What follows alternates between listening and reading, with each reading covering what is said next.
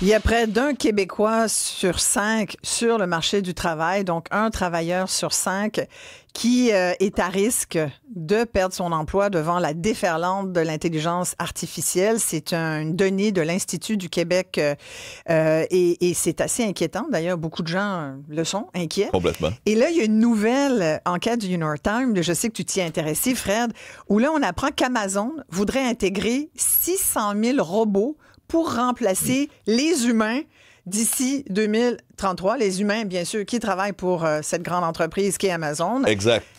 C'est les 3/4 des travailleurs d'Amazon là, qui voudraient, qu'Amazon souhaiterait remplacer aux États-Unis. On sait qu'aux États-Unis, Amazon, c'est le deuxième plus gros employeur derrière Walmart.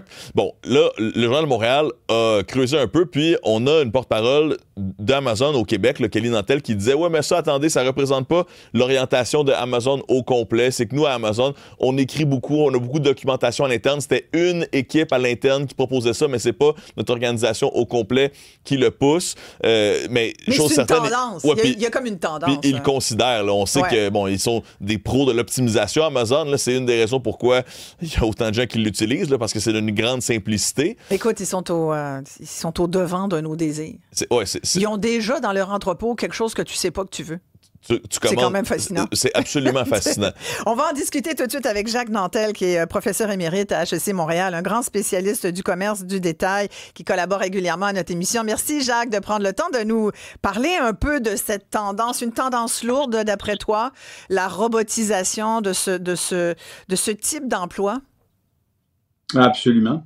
En fait, c'est déjà commencé. Hein. Il faut comprendre que ce qui a été annoncé existe déjà. Il y a déjà beaucoup d'entrepôts, pas uniquement d'Amazon, soit dit en passant. Certains détaillants québécois ont investi beaucoup et avec succès dans de tels entrepôts. C'est ce qu'on appelle des entrepôts aveugles ou des blind warehouses. Alors, il faut comprendre que si on rentre dans un tel entrepôt, il n'y a pas de lumière, il n'y a pas de chauffage, il n'y a pas de climatisation.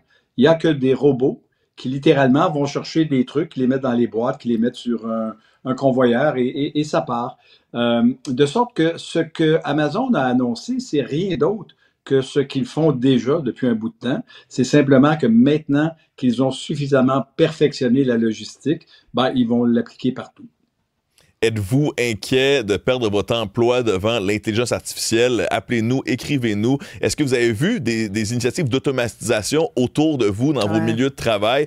1-877-827-2346, 1-87 Cube Radio. Au moins, on a toujours besoin d'animateurs et collaborateurs radio, Isabelle. Pour l'instant, on tient le coup, là. Mais, tu sais, il y a des entreprises québécoises, Jacques, qui ont déjà adopté pleinement l'automatisation. Le journal s'est intéressé, entre autres, aux fabricants québécois de membranes d'écouteurs Aura graphène audio.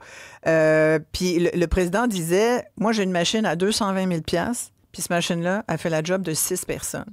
C'est ça qui nous attend. C'est ça qui nous attend. C'est ça qui nous attend, Isabelle. C'est ça qui nous attend. Et puis, je ne veux pas être prophète de malheur, mais même des animateurs de radio, puis des profs d'université, on va pouvoir les cloner assez facilement. En fait, les logiciels existent déjà. Il y a déjà sur le web maintenant des conférences qui sont données par... On pourrait facilement avoir une conférence d'Isabelle Maréchal qui n'a jamais été donnée par Isabelle Maréchal. On le sait. L'intelligence artificielle permet ça. Maintenant, sans être prophète de valeur, je vais aller un peu plus loin.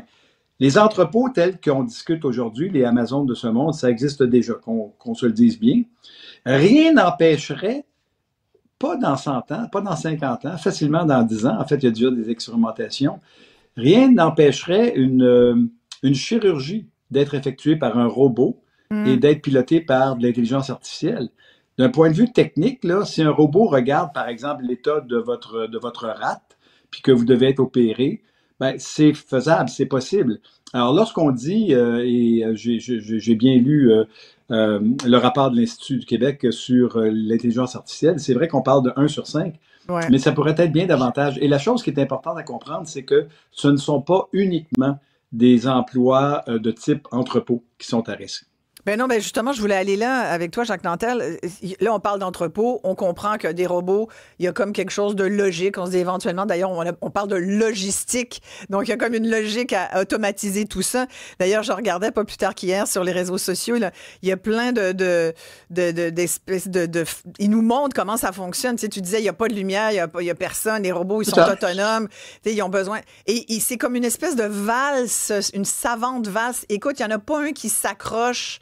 C'est magnifique, là. Mais ils sont beaucoup, là. Oui. Ils peuvent être une quinzaine à se frôler, mais c'est comme tellement parfait. L'efficacité augmente d'un cran. L'efficacité, là, à 100%. Bon, le genre de... Alors, ça, on comprend. Puis c'est pas ce qu'on appelle des emplois à valeur ajoutée, les fameuses jobs payantes de François Legault, là, si c'est encore payant de citer François Legault là-dessus.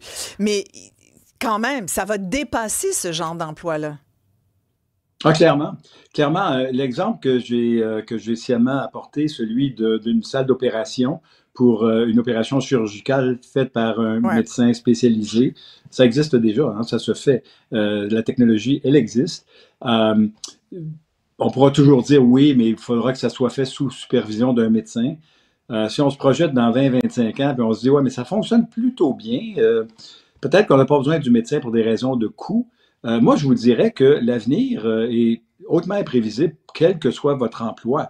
Maintenant, la question qui se pose, qu'on ne pose pas suffisamment, c'est tout ça va nous mener où en termes macro, en termes d'économie? Notre économie va être basée sur quoi? Elle va être basée sur une très forte productivité, mais sur de plus en plus de consommateurs qui n'ont plus les moyens d'acheter quoi que ce soit. Mais là, tu vas être content parce que ton dernier livre, c'est justement de dire ça suffit la consommation. C'est un peu ça le but. Moi, je ne suis pas nécessairement content de quoi que ce soit, même de ce que j'écris, mais ce sont des questions qui se posent. Et malheureusement, mais là, c'est une méchante question. Parce que ce que tu dis, c'est qu'on risque d'être appauvri par tout ça quand même. On aura moins de revenus d'emploi. Il va falloir qu'on se renouvelle. En fait, si vous regardez en ce moment uniquement les cours boursiers, la bourse augmente, mais la bourse augmente uniquement parce qu'elle est tenue par les entreprises de haute technologie, notamment les investissements qui sont faits en intelligence artificielle. La majorité des autres secteurs boursiers sont en baisse. C'est les secteurs traditionnels de la consommation. Si vous projetez ça un peu dans le futur, ben ça risque de s'accentuer davantage.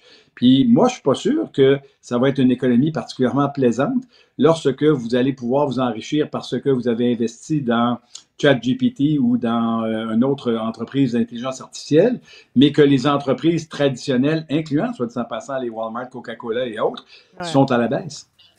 Monsieur Nantel, j'ai un commentaire de Pierre ici qui fait un peu un parallèle avec la révolution industrielle.